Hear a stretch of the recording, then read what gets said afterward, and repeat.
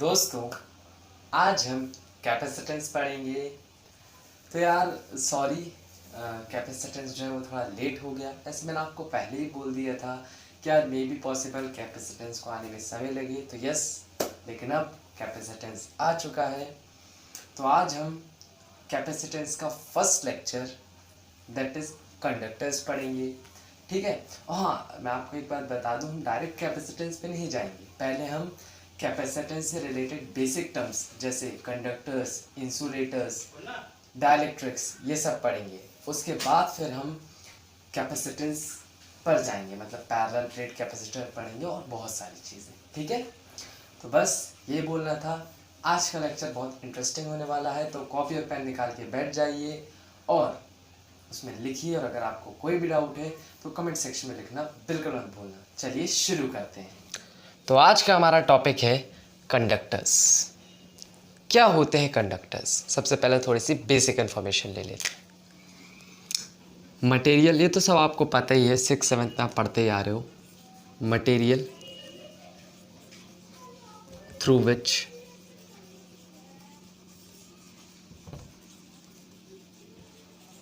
Electric charge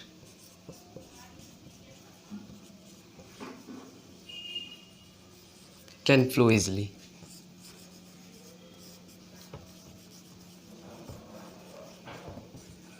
ऐसे material जिनसे electric charge simply या इजीली फ्लो कर जाए, वो कंडक्टर्स हैं। और most of the metal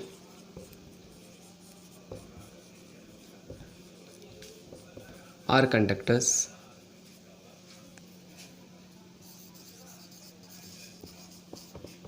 most of the metal are conductors.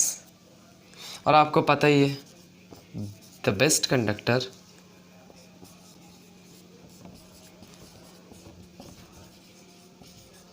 कौन है? Best conductor is silver. ठीक है, मिटा दें। चलो, तो कंडक्टर्स के बारे में एक छोटी सी बेसिक सी इंफॉर्मेशन ले ली, बट ये हमें नहीं पढ़ना था। ये तो उसने से बताने के लिए लिख दिया कंडक्टर्स क्या होते हैं, क्या है क्या नहीं। हमें जो पढ़ना है वो है properties of conductor under electrostatic condition. अब है हमारा real topic.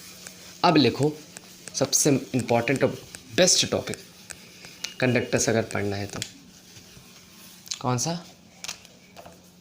Properties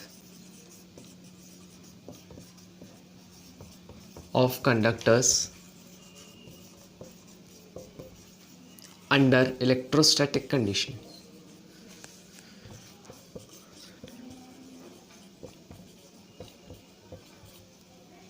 under electrostatic condition.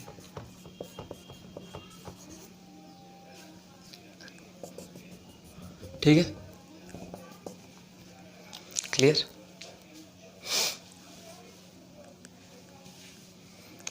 चलो, अब हम देखेंगे properties of conductor under electrostatic condition. ये बहुत इंपॉर्टेंट टॉपिक है। एक एक प्रॉपर्टी अच्छे से समझना, नोट करना, और अगर किसी भी प्रॉपर्टी में आपको डाउट आता है तो आप कमेंट सेक्शन में लिख सकते हैं। First property under electrostatic. अरे यार, इलेक्ट्रोस्टैटिक का मतलब नहीं पता? इलेक्ट्रोस्टैटिक ही तो पढ़ते आ रहे हैं अभी तक। इलेक्ट्रो का मतलब होता है इलेक्ट्रॉन, और स्टैटिक का मतलब होता है at rest. Electron at rest is called as electrostatic. Electron घूम ही नहीं रहा, रेस्ट पर है। समझ गए? चलो, तो पहली property of conductor under electrostatic condition is, अच्छे सुन, लिख भी दूंगा,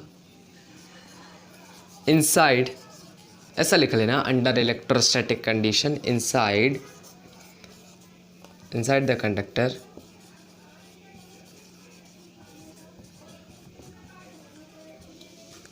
net electrostatic field is 0. ओहो, नेट इलेक्ट्रोस्टैटिक फील्ड इज 0। मैं आपको बताऊं, ये आप पढ़ चुके हो, पढ़े हो, फर्स्ट चैप्टर में आपने पढ़े हो इलेक्ट्रिक फील्ड लाइंस में। आपने वहाँ प्रॉपर्टीज़ में ज़रूर पढ़ा होगा कि net electric field under electrostatic condition inside a conductor is 0। ठीक है, पढ़ा है, ठीक है, कोई दिक्कत नहीं है, लेकिन क्या आपने इसका प्रूफ लिया? ऐसा होता क्यों है ये जाना? नहीं। और आज मैं आपको बताऊंगा कि नेट इलेक्ट्रिक फील्ड किसी भी कंडक्टर के अंदर अंडर इलेक्ट्रोस्टैटिक कंडीशन 0 क्यों होती है, इसका मैं आपको फील दूंगा। ठीक है,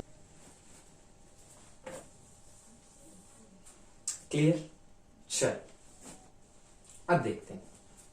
तो मान लो मेरे पास कोई एक रेगुलर कंडक्टर है। क्या है? कोई एक रेगुलर कंडक्टर है। ये सिंपली बोलो मेरे पास एक कंडक्टर है। चलो अच्छा, मेरे पास एक कंडक्टर है, ठीक है। अच्छा, मैंने इसी रेगुलर कंडक्टर से नहीं, मतलब मैंने इसी कंडक्टर से एक इलेक्ट्रिक फील्ड पास की। कैसी इलेक्ट्रिक फील्ड पास करी? एक्सटर्नल इलेक्ट्रिक फील्ड पास की, ठीक है। अच्छा, अब मैं आपको बता दूं, किसी भी कंडक्टर के अंदर, किसी भी कंडक्टर के अंदर बहुत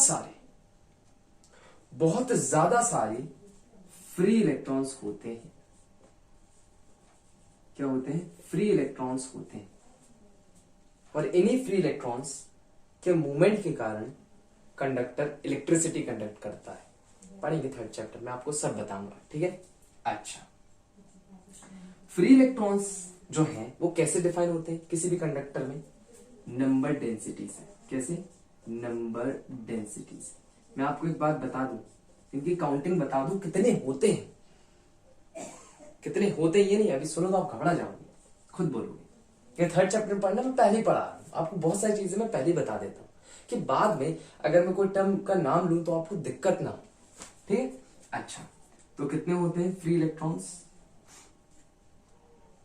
10⁻29 इलेक्ट्रॉन्स पर मीटर क्यूब। ओहो, समझो, अगर मान लो मेरे पास कोई, जैसे मान लो ये मेरा एक कंडक्टर है, मैंने कंडक्टर का 1 मीटर क्यूब का टुकड़ा उठाया, और अगर इसमें 1 मीटर क्यूब के टुकड़े में देखूं तो 10⁻29 फ्री इलेक्ट्रॉन्स होंगे इस कंडक्टर के 1 मीटर क्यूब के टुकड़े में। तो सोचो कंडक्टर कितना बड़ा है, तो कितने नई फ्री इलेक्ट्रॉन्स होंगे, कितने नई फ्री इलेक्ट्रॉन्स होंगे, आप समझ सकते हो, ठीक है ना। अच्छा, तो ये समझ गए, वेरी। तो मैंने क्या करा, मेरे पास एक रेगुलर कंडक्टर था, ये मेरे पास एक कंडक्टर था, मैंने उससे एक्सटर्नल इलेक्ट्रिक फील्ड पास की। अब आपको पता ही चल चुका है कंडक्टर के अंदर बहुत सारे फ्री इलेक्ट्रॉन्स होते हैं, ठीक है। एक्सटर्नल इलेक्ट्रिक फील्ड की वजह से ये जो इलेक्ट्रॉन्स हैं ये मूव करे in the direction opposite to external electric field. अरे ये तो पता ही ना, देखो डायग्राम मैंने पहले बना के रखा है कि यार अगर मेरी इलेक्ट्रिक फील्ड का डायरेक्शन इस तरफ है और मैंने यहां कोई इलेक्ट्रॉन रख दिया और मैं आपसे पूछूं कि इस इलेक्ट्रॉन पर किस डायरेक्शन में फोर्स लगेगा, तो आप बोलोगे in the direction opposite to external electric field. अगर यहां कोई नेगेटिव चार्ज है, इलेक्ट्रिक फील्ड का डायरेक्शन इस तरफ है, तो नेगेटिव चार्ज पर अपोजिट डायरेक्शन में फोर्स लगता है, बस याद रखो, यहां भी वही हो रहा है। और अगर यहां कोई पॉजिटिव चार्ज रखा हुआ होता, जैसे प्रोटॉन, तो उस पर सेम डायरेक्शन पे फोर्स लगता, इन the direction towards the electric field, बस यही था। अच्छा, यहां तक क्लियर होगा। तो एक्सटर्नल इलेक्ट्रिक फील्ड की वजह से इलेक्ट्रॉन्स मूव किए in the direction opposite to this field या एक्सटर्नल इलेक्ट्रिक फील्ड। अच्छा, तो क्या हुआ, जितने भी इलेक्ट्रॉन्स थे वो यहां आते गए आते गए आते गए और यहां आके जम गए, यहां आ गए इलेक्ट्रॉन्स, ठीक है ना। सारे इलेक्ट्रॉन्स क्या हुए, यहां आ गए, ये सारे इलेक्ट्रॉन्स क्या हुआ, सारे इलेक्ट्रॉन्स यहां आ गए, ये यहां इलेक्ट्रॉन आ गया, यहाँ इलेक्ट्रॉन्स आ गए ना, यहाँ इलेक्ट्रॉन्स आ गए, यहाँ आ गए, ये सारे इलेक्ट्रॉन्स यहाँ आके जम गए, आ गए।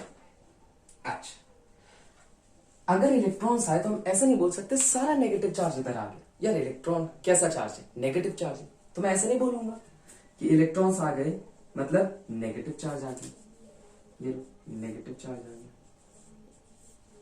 सारा नेगेटिव चार्ज अगर इधर आ गया तो यहां क्या बचा, यहां में क्या दिखने लगेगा, पॉजिटिव चार्ज। देखो एक बात सुन लो, आप लोग को लगता होगा पॉजिटिव चार्ज मूव करता है, नहीं, ये जो आपके दिमाग में रियल कंसेप्ट आप सोचते हो ना, वो बहुत सारे कंसेप्ट हाइपोथेटिकल होते हैं, समझ रहे हो। जो आप सोचते हो कि हो रहा है लेकिन वो होता नहीं, यहां भी वही है। समझ रहे हो? सिर्फ इलेक्ट्रॉन्स मूव करते हैं, सिर्फ और सिर्फ इलेक्ट्रॉन्स मूव करते हैं और कोई मूव नहीं करता। प्रोटॉन्स वोटॉन्स मूव नहीं करते हैं। वो तो इलेक्ट्रॉन्स इधर आ गए तो बचा क्या? प्रोटॉन। तो वो दिखने लगता है बस, और हमें लगता है हाँ यार प्रोटॉन मूव किया, पॉजिटिव चार्ज मूव किया, लेकिन ऐसा नहीं होता है। तो यहां सिर्फ नेगेटिव चार्ज मूव किया, यहां सिर्फ इलेक्ट्रॉन्स मूव किए, तो हमें यहाँ पॉजिटिव चार्ज दिखने लगा, और यहां सिर्फ बचा जो वो बचा सिर्फ पॉजिटिव चार्ज, वही हमें दिखने लगा। अच्छा, अरे यार समझ गए? अब ये जो चार्जेस हैं ये जम गए। अच्छा पहले सुन लो, ये एक्सटर्नल इलेक्ट्रिक फील्ड की वजह से चार्जेस क्या हो गए? इंड्यूस्ड हो गए। क्या हो गए? इंड्यूस्ड हो गए। सारे चार्जेस यहां आके इंड्यूस्ड हो गए, तो चार्जेस आर इंड्यूस्ड। कहां लिखे? इसको मिटा दें, पक्का? तो यहां क्या हुआ? चार्जेस जो हैं वो इंड्यूस्ड हो गए, और इनको हमने नाम दिया क्या? Induced charges. दोनों को क्या नाम दिया? Induced charges. ठीक है, नए चार्जेस आके सेटल डाउन हो गए, और इसको हमने नाम दिया इंड्यूस्ड चार्जेस। क्लियर? अच्छा, यहां तक क्लियर हो गया? Very good. अब ये जो इंड्यूस्ड चार्जेस हैं ये अकमलेट हो गए, अकमलेशन ऑफ चार्जेस जम गए। अब यहां उनको कोई दूसरा पोटेंशियल नहीं है हटाने वाला। अगर मैं यहां बैटरी लगा देता, पोटेंशियल क्रिएट कर देता, तो क्या होता? ये चार्जेस अक्युमुलेट नहीं हो पाते, कभी जम ही नहीं पाते। इसलिए ये केस हमेशा याद रखना किसके लिए? आइसोलेटेड कंडक्टर के लिए है। याद रखना, अकेला कंडक्टर होना चाहिए, कोई बैटरी कोई कनेक्शन नहीं होना चाहिए। याद रखना, तभी ई नेट जीरो होगा अंडर इलेक्ट्रोस्टैटिक कंडीशन। ठीक, आइसोलेटेड कंडक्टर के लिए पूरी कहानी आइसोलेटेड कंडक्टर के लिए। लगा दो कोई बैटरी पोटेंशियल क्रिएट कर दो, चार्जेस जम ही नहीं पाएंगे। तो चार्जेस का जमना बहुत इंपॉर्टेंट है, चार्जेस का अकमलेशन बहुत ही इंपॉर्टेंट है। ये जो इंड्यूस चार्जेस है ये क्या हुए? अकमलेट हो। स्पेलिंग गलत हो तो माफ कर देना, ठीक है? तो क्या होगा? अकमलेट हो गए, तो अकमलेशन ऑफ चार्जेस हो गया। चार्जेस अकमलेट, चार्जेस क्या होगा? जम गए, अकमलेट हो गए। ठीक, अच्छा अब ये चार्जेस जम चुके हैं, ये इंड्यूस चार्जेस जम चुके हैं, अकमलेट हो चुके हैं, और कंडक्टर के अंदर इन्होंने ही अपनी एक इंड्यूस्ड इलेक्ट्रिक फील्ड बना दी, opposite in the direction with external electric field. ये इंड्यूस्ड चार्जेस ने क्या करी? एक अपनी इलेक्ट्रिक फील्ड बना ली opposite in the direction of external electric field. ये क्या है? आपके इंड्यूस्ड चार्जेस। यहां तक क्लियर हो गया? मिटा दो? मिटाना कुछ नहीं है, वैसे तो मिटाने का मेरा कुछ भी मन नहीं कर रहा है, क्योंकि सब इंपॉर्टेंट है, सब एक दूसरे से रिलेट कर रहा है, तो उसको अच्छे से समझो। तो क्या हुआ? इन्हीं इंड्यूस्ड चार्जेस के अकमलेशन के कारण एक इंड्यूस्ड इलेक्ट्रिक फील्ड डेवलप हो गई inside the conductor. Sorry friends, मेरा जो मोबाइल है वहां 8 मिनट का लैप लेता है, इसलिए सॉरी। तो कहां थे? तो ये जो चार्जेस है, इन्हीं इंड्यूस्ड चार्जेस के अकमलेशन के कारण एक इंड्यूस्ड इलेक्ट्रिक फील्ड डेवलप हो गई इनसाइड द कंडक्टर। फिर आप ये बात क्यों लिख रहे हो कि इनसाइड द कंडक्टर? अरे लेकिन ये भी तो पढ़ो, net field not induced field, net electric field is zero. चलो अभी देखते हैं, बिल्कुल घबराओ मत, बिल्कुल चिंता मत करो, मैं बता रहा हूं ना, समझा रहा हूं। तो एक इंड्यूस्ड इलेक्ट्रिक फील्ड डेवलप हो गई ड्यू टू इंड्यूस्ड चार्जेस। ठीक है?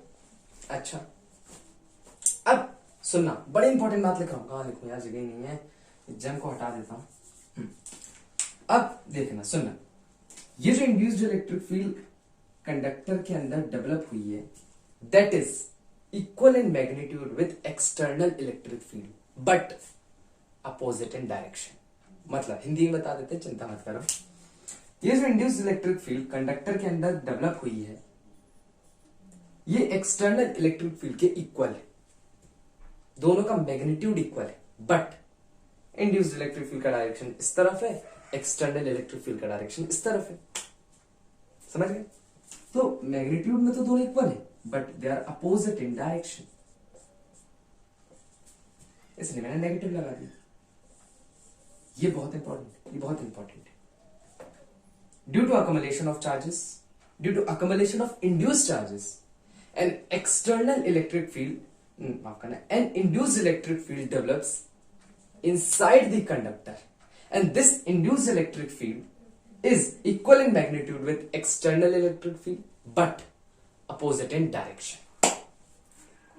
Clear? तो अब मैं थोड़ा ऊपर लिखने वाला हूं, मैं इसको मिटा रहा हूं. हाँ, इससे हम क्या नतीजा निकाल सकते हैं? इससे हम ये बोल सकते हैं कि net electric field inside the conductor is zero. नहीं समझे?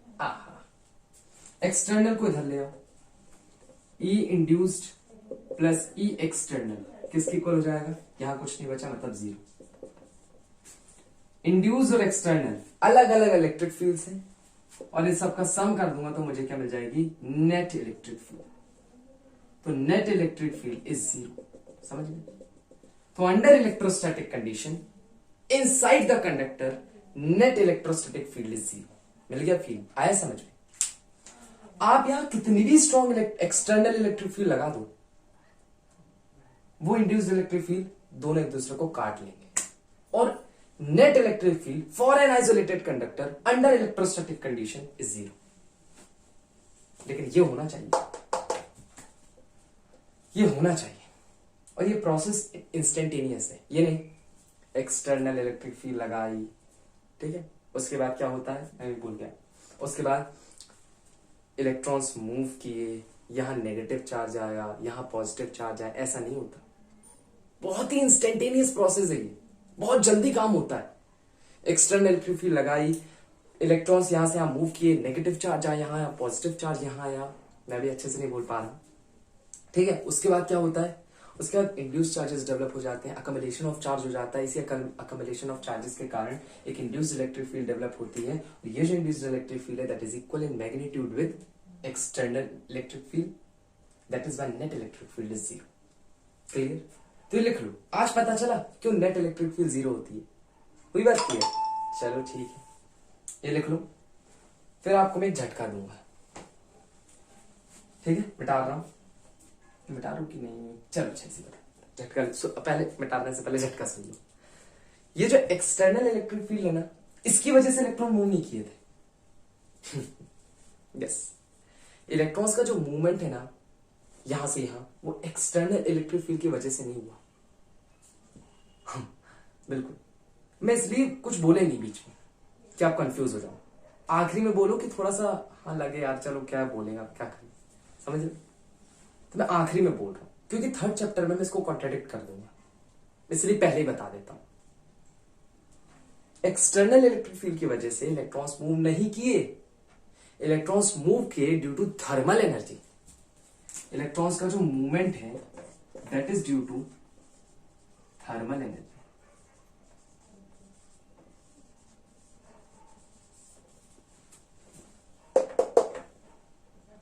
अब आपको पता चल जाएगा जब हम पढ़ेंगे आगे, तो बहुत कुछ बातें पता चल जाएंगी, चिंता मत करो. बस इतना याद रखो, इलेक्ट्रॉन्स का मूवमेंट हुआ ड्यू टू थर्मल एनर्जी.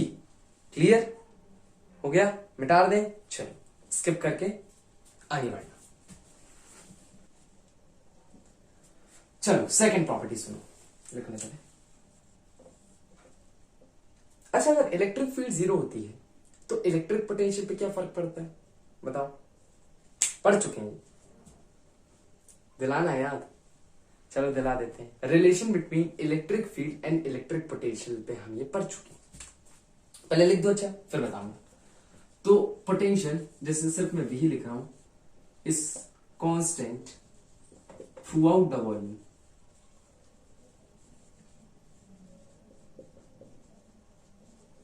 ठीक है.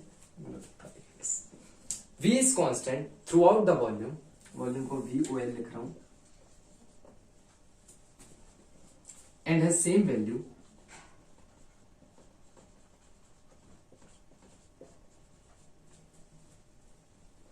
on inside or on its surface. बहुत सारे समझ गए होंगे, बहुत सारे अभी भी कंफ्यूज होंगे बोलना क्या चाह रहे हैं. According to relation between electric field and potential, E is equals to minus dV upon ds या dr. ठीक है, अब हमने पढ़ चुके हैं कंडक्टर के अंदर under electrostatic condition electric field 0 होती है।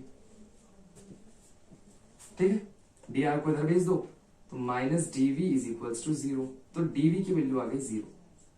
अब आपको पता है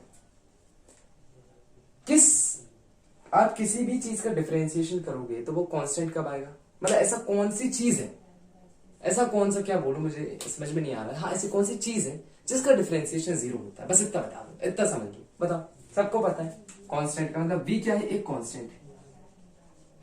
अरे ये तो पता ही होगा ना यार, इतना तो बताने की जरूरत नहीं है मुझे। तो अगर इलेक्ट्रिक फील्ड 0 होगी तो v कांस्टेंट होगा, ये हमने देख लिया। और ये सिंपल यहां लिखा है, v is constant through out the volume. समझो, मतलब समझो, कुछ नहीं। मान लो ये आपके पास कोई कंडक्टर है, ये क्या है, कंडक्टर है, रेगुलर है तो ये आपके पास कोई रेगुलर कंडक्टर है, ठीक है, ये कंडक्टर है, रेगुलर सब दूर करो, अभी बाद में जब आ गए तब देखी जाएगी। तो आपके पास कोई कंडक्टर है, ठीक है। अब मैं आपसे पूछता हूं कि यहां पोटेंशियल के एक पॉइंट ए दे दिया मैंने आपको, एक पॉइंट बी दे दिया और एक पॉइंट सी दे दिया, सी। अब आपसे पूछता हूं इन तीनों जगह पर इलेक्ट्रिक पोटेंशियल की वैल्यू बताओ, सेम होगी, डिफरेंट होगी या होगी नहीं। तो आपका आंसर क्या होना चाहिए, सेम होगी। क्यों, क्योंकि इलेक्ट्रिक फील्ड 0 है, सिंपली लिखा है ना, v is constant through out the volume.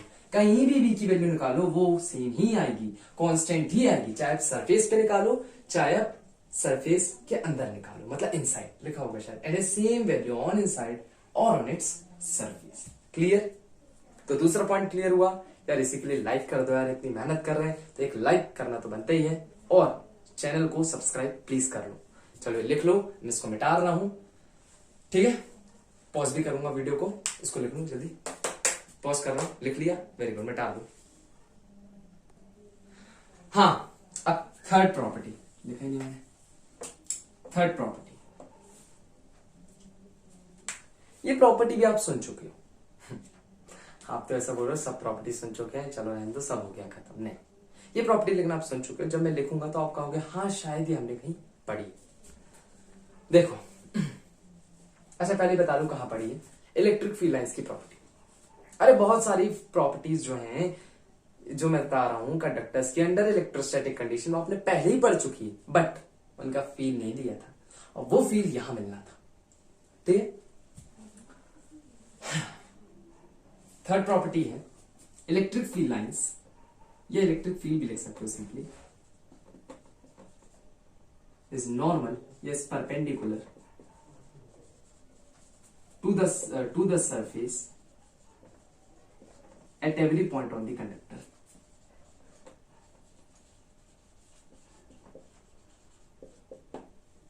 At every point on the conductor.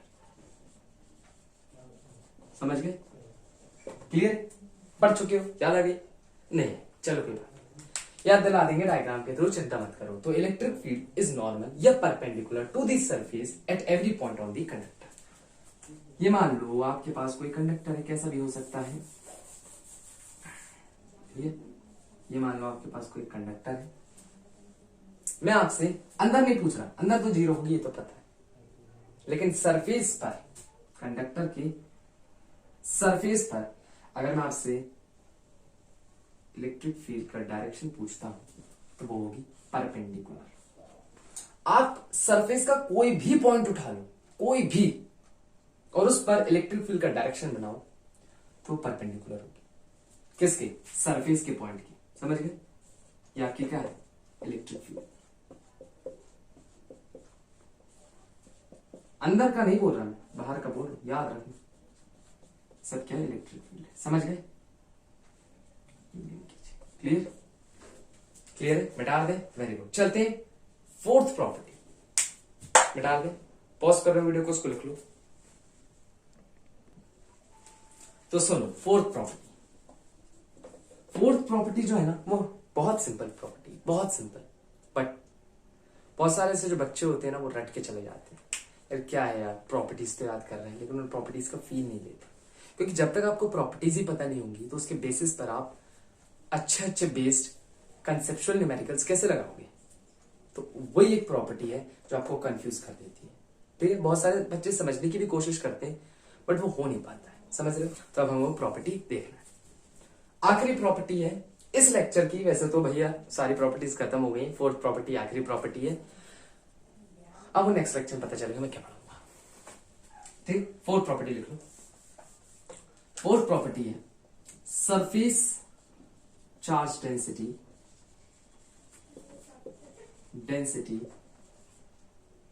is, या ऐसा लिखो may be different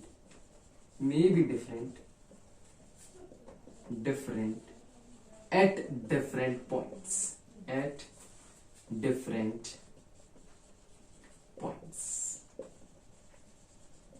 क्या लिखा है?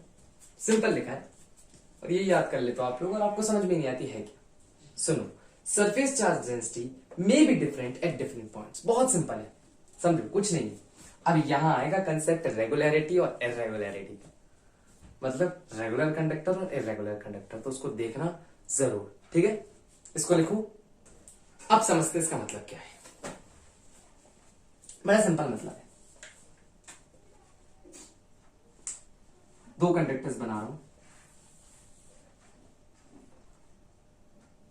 इरेगुलर कंडक्टर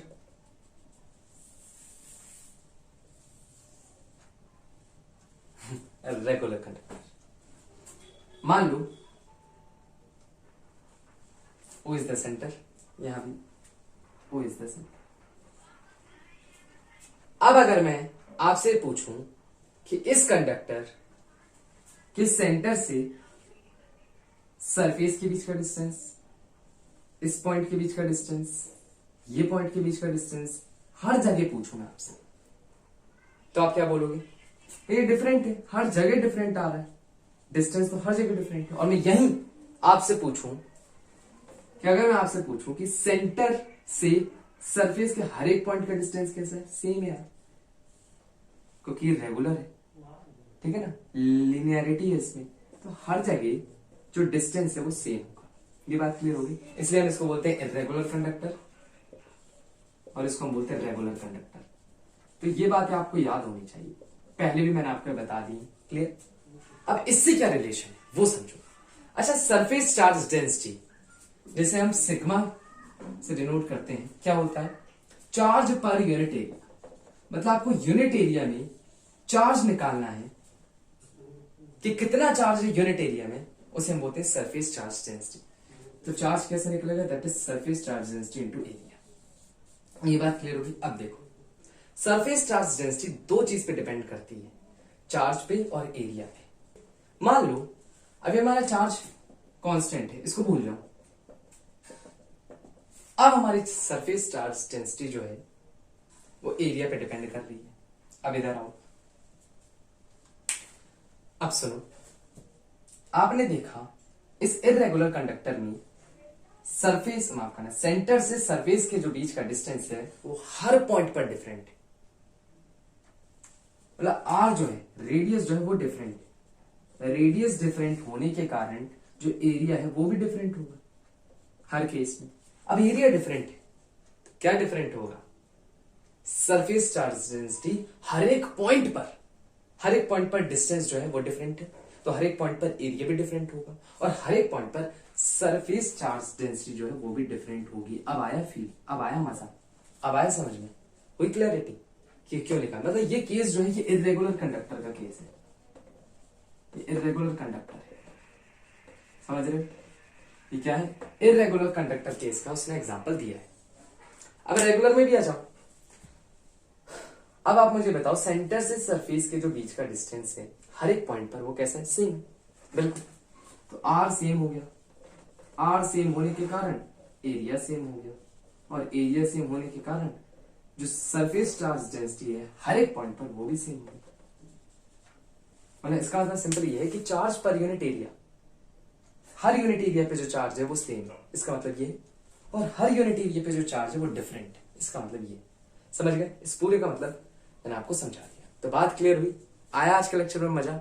अगर आज के लेक्चर में आया मजा तो अभी लेक्चर को लाइक कर दीजिए, सब्सक्राइब कर दीजिए और वीडियो को शेयर करना बिल्कुल मत भूलना।